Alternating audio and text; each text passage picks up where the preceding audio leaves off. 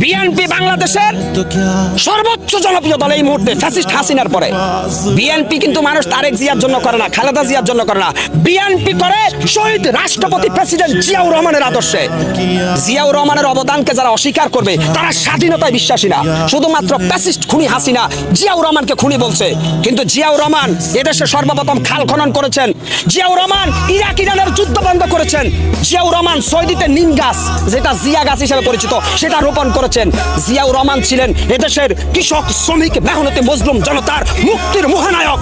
জিয়াউর রহমানকে যারা খাটো করে তারা সত্যিকার অর্থে দেশদ্রোহী।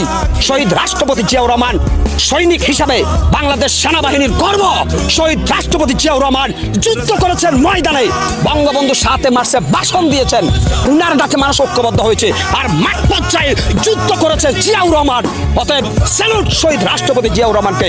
জিয়াউর রহমানকে যারা নিয়ে যারা কটূক্তি করেন তারা এই দেশের রাষ্ট্রদ্রোহী শয়তান।